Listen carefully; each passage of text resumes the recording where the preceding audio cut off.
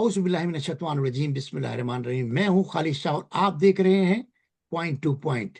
आज हमारी इस गुफ्तगू में हमने दावत दी है बहुत सीनियर जापान पीटीआई की रहनुमा रिहाना शाही। ये हमारे साथ हैं। रिहाना शाही का मैं छोटा सा तारुफ करा दूं आपको, छोटा सा, कि इन्होंने जापान पुलिस डिपार्टमेंट में भी उर्दू टीच की है। ठीक है। इसके बाद इन्होंने टोक्यो यूनिवर्सिटी में पंजाबी सिखाई है।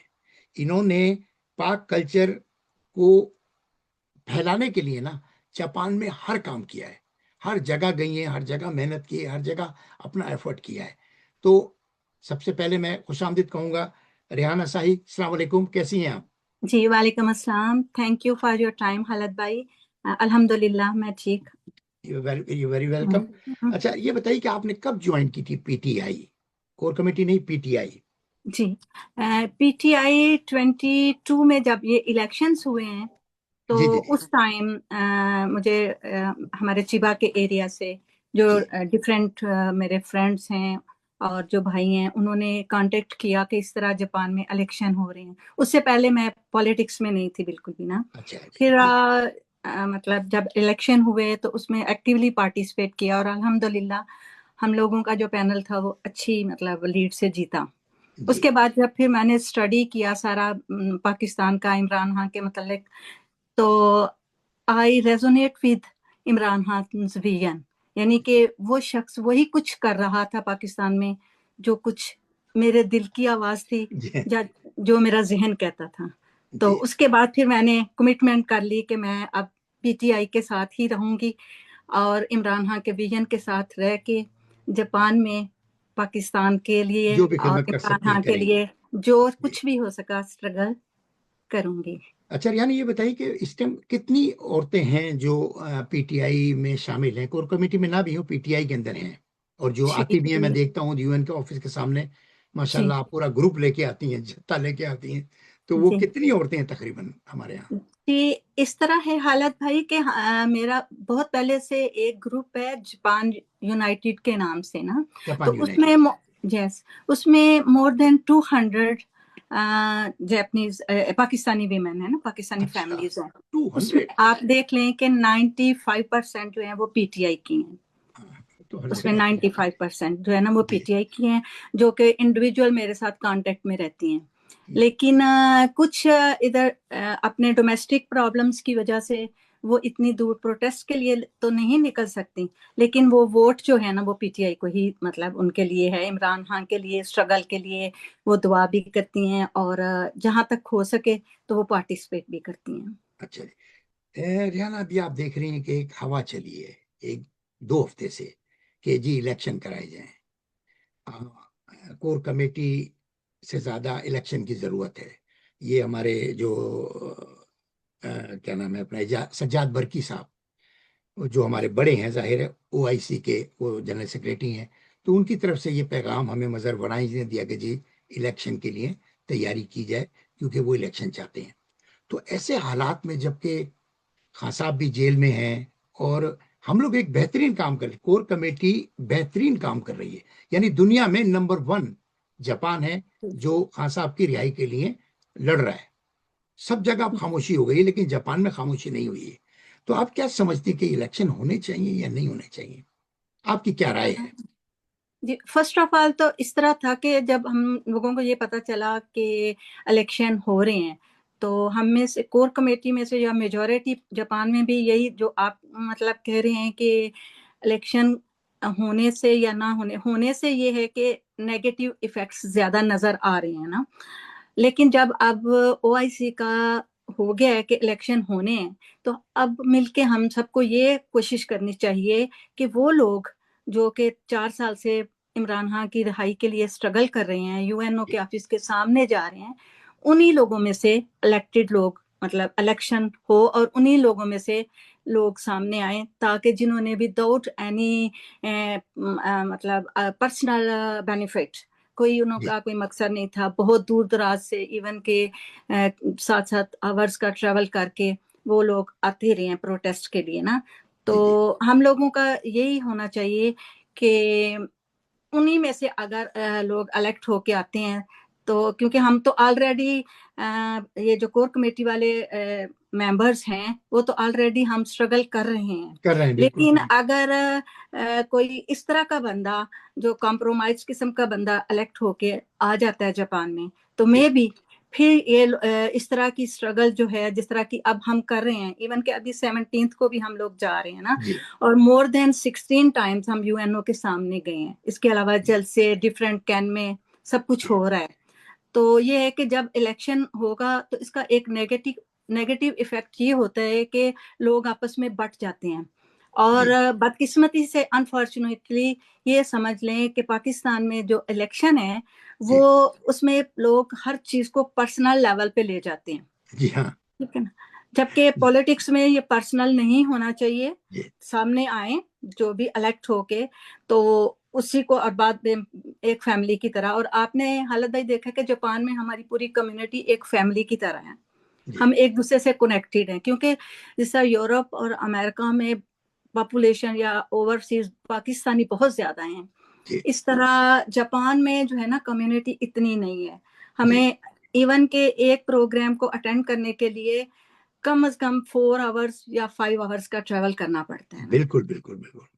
और फिर ये एक अंडरस्टूड सी बात है कि इसमें वही लोग मतलब आगे आ रहे हैं ना, ये जो पीटीआई कोर कमेटी में जो जिनका विजन जो है वो इमरान खान की से मिलता है बेशक, ना। बिल्कुल, तो जो लोग जो है कि सिर्फ टेम्परेरी बस मतलब पीटीआई के साथ ज्वाइन किया हुआ है, जिनका कोई इतना वो विजन नहीं है, कोई डिटर्मिनेशन नहीं है, तो वो तो हट जाएंगे ना, वो तो सिर्फ बिल्कुल, अपना मकसद पूरा करेंगे और खत्म। बेशक, बेशक, लेकिन सॉरी, हम लोग तो जो है इलेक्शन में कोई भी आए, स्पेशली जी, मैं अपनी पर्सनल कहती हूँ कि मुझे वो जापानीज में कहते हैं कि खाके ना आए, हुँ, हमें अपना काम करना है, हमें डज़न्ट मैटर, अपनी जिम्मेदारी कोई भी सुनना आए। है। हाँ, कोई भी आए, हमें कोई नहीं है, इससे कोई फर्क नहीं अच्छा, पड़ता। ये बताइए लेकिन कि अच्छा, आप जी, आप ये समझती हैं कि कोर कमेटी से अपने-अपने हिसाब से ग्रुप होने चाहिए या कोर कमेटी एक ग्रुप बना के खड़ा करे तो वो ज़्यादा ताकतवर है? हाँ, इसमें ये है कि कोर कमेटी के अंदर ही ऑलरेडी जो लोग हैं, जी, तो वो आप एक क्लियर सी बात है ना कि हुँ, इस कोर कमेटी में वही लोगों उन लोगों ने ही ज्वाइन किया है जो जी, कि प्रैक्टिकली कुछ कर सकते हैं। जी, जिनका प्रैक्टिकली कुछ ना करने का मकसद नहीं था, तो वो हुँ, ऑलरेडी लीव करते गए और वो आगे आ भी नहीं सकते। हुँ, इस कोर कमेटी में वही लोग हैं जो कि कुछ प्रैक्टिकली करना चाहते हैं। जी, आप देखिए ना, इस प्लेटफॉर्म से हम लोग आवाज उठा रहे हैं। अगर जी, और कोई प्रैक्टिकली पीटीआई के लिए, पाकिस्तान के लिए, इमरान खान जी, के विजन के लिए, उनकी रिलीज के लिए कोई काम करना चाहता है तो किसी ने बाउंड तो नहीं किया। बिल्कुल, बिल्कुल, मोस्ट वेलकम, एनी टाइम बिल्कुल, यूएनओ के सामने आए, प्रोटेस्ट करें। जी, तो जब बंदे के अंदर ये जज्बा ही नहीं है ना कि जी, अगर आप उठ के जाते हो, अपने घर से सारा खाना बना के लेके जाते हो, बिल्कुल, कॉल बिल्कुल। करते हो कि आओ मेरे और साथ, आपके खाने तो तो वैसे भी मशहूर हाँ, हैं। जी, सब लोग जी, कहते हैं। जी, हाँ जी, बिल्कुल। तो इट मीन्स के वही लोग हैं पीटीआई कोर कमेटी में जो जी, कि प्रैक्टिकली कुछ करना चाहते हैं। करना चाहते ठीक? हैं। तो ठीक है। अगर आप पीटीआई कोर कमेटी से दूसरे लोग लेते हैं तो उनमें से सिर्फ फिर वही लोग आगे आएंगे जो कि ओहदों के लिए लड़ेंगे। तो अच्छा, मेरा जवाब वही है, आपने वो जवाब नहीं दिया कि आप क्या समझती हैं, ये क्या बेहतर है कि एक ग्रुप खड़ा हो कोर कमेटी जो जिसे खड़ा करे, या फिर जी। 2-3 ग्रुप खड़े हो जाएं? ये कोर कमेटी से तो सिर्फ क्योंकि देखिए आपको एक ही, वो हालात भी पता है कि जो बाहर के लोग हैं, हाँ, जो 2-3 नाम आ रहे हैं, तो वो भी जी, ज़ाहिर है इमरान खान के लिए ही लड़ रहे हैं, मगर वो कोर कमेटी में नहीं है। तो इसका मकसद है वो हमारे मेंबर नहीं है, हमारे कोर जी, कमेटी के मेंबर नहीं है, वो अपने हिसाब से इलेक्शन कराना चाहते हैं। और जी, वहीं से बात शुरू हुई है, उन्होंने ही जो है सज्जाद बरकी साहब को इन्फॉर्म किया कि जी यहाँ पे हालात ऐसे हैं, ऐसे आप यहाँ इलेक्शन का ऐलान करें। जबकि सज्जाद बरकी साहब ये कहते हैं कि भाई पूरी दुनिया में करवा रहे हैं तो आपके यहाँ भी करवाने ज़रूरी है। ठीक है ना? तो जी, हम लोगों ने ये बात मान ली कि चलें जी इलेक्शन, हालाँकि हमने इन लोगों ने, हमारे जो 4 सीनियर और मेंबर थे, उन्होंने ये भी ऑफ़र की कि अगर आपको खाली चंदा ही चाहिए तो हम आपको 2-400 मान चंदा करके भेज देते हैं। जी, लेकिन उन्होंने कहा नहीं जी चंदे की बात नहीं है, उसूल की बात है, जब सब करवा रहे हैं तो आपको मैं कैसे कह दूं कि नहीं आप नहीं करवाएं, तो प्लीज इलेक्शन करवाएं। तो अब तो हम इलेक्शन मान गए। अब जी, सब लोग ये कह रहे हैं कि ठीक है जी इलेक्शन होने चाहिए।